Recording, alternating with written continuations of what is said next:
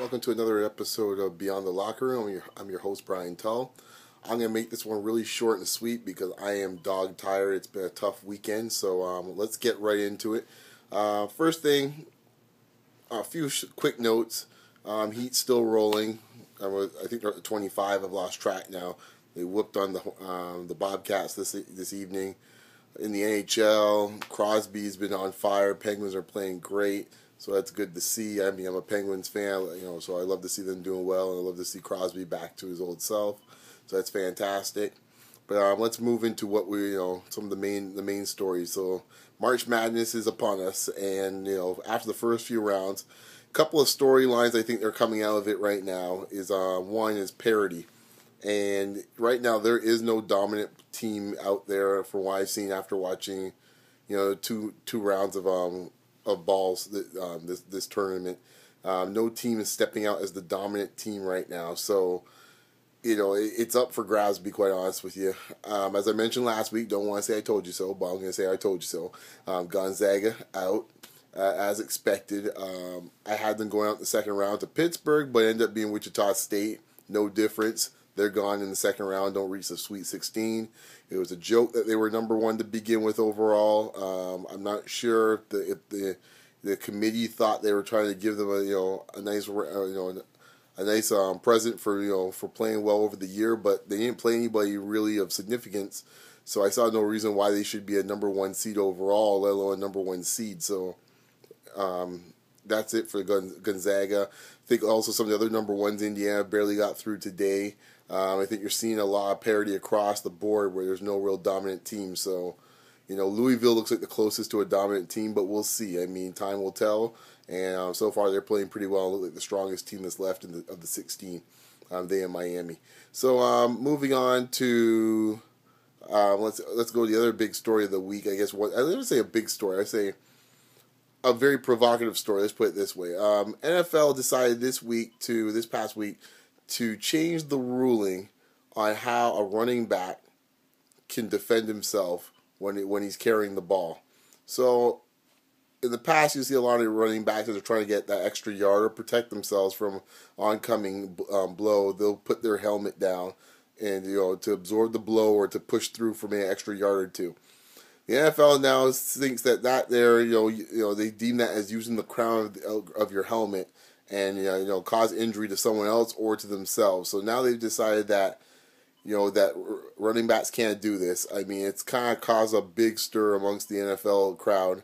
Ex-players, most of them saying it's a ridiculous. Ex-running back saying it's ridiculous. Except for Jim Brown, he seems to be the one, the one big time player from the past that doesn't seem to have any issue with this and thinks it's a good idea. Everybody else, though, from Emmitt Smith to current players like Forte, just think this is this is a joke for this to be. I think I've seen this coming for a while. I wrote a post about a year plus ago about Goodell and how he's pretty much what he's done with the NFL. I think he's had a horrible stewardship of the league as commissioner. I think he doesn't have a lot of respect, I don't think, for the players. I think he's kind of duplicitous. I know I'm just saying what I'm seeing. So I might take heck for this or take the heat for this, but so be it. But I think he says a lot of things one way and then on one side of his mouth, and then the other time he's saying something else. So he's talking about player safety, and then the next thing you know, he wants an 18-game season. So you see things like this, where you're sitting there going like, huh? You want more games being played, even though you're talking about player safety? I mean, at this point right now, it's almost impossible for a referee to understand exactly what he should call or what he shouldn't call. I think this doesn't the referees a disservice because it puts them in a horrible position where they're kind of making judgment calls right there on the fly. They said that only last year 5 or 6 penalties would have been attributable to this rule, but what they don't seem to get is two things. One, of the 5 or 6, you had enough time to look on a replay of what's considered to be illegal or not. During the heat of battle, this is where point number 2 comes in. Referees are going to call what they see, at least what they instinctively think is someone lowering their helmet. and you're going to see at least, I would guarantee, 5 times as many calls, if not more, during the season. It's going to slow the game up. It's going to cost someone a couple of games this season. I already guarantee that. I don't know which team it is. I hope it's not the Steelers. I hope it's not the Seahawks. But it's going to cost somebody a game late in the season. Playoff position, out of the playoffs, home field advantage. Somebody's going to get, is going to pay the price for this.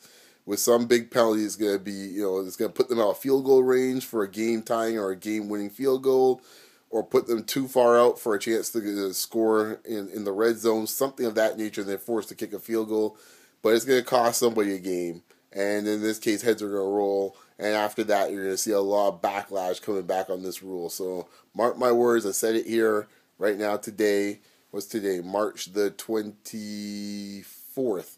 So on March the 24th, I've said it. I'm putting it on the record that this new rule, this new tuck or whatever they want to call it, not hitting, running backs using the crown of their helmet, it's going to cost somebody a playoff spot, home field advantage, or seeding when it comes down to it this coming season.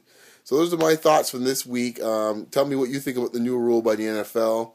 Maybe what you think about the heat streak. See how that's continuing. Other stories are going on, maybe like Tiger Woods in the golf world, or of course March Madness. Hopefully some of your teams are still in, and post what your Final Four is on my Facebook page, the Beyond the Locker Room Facebook page, or in the comments box below. Talk to you next week.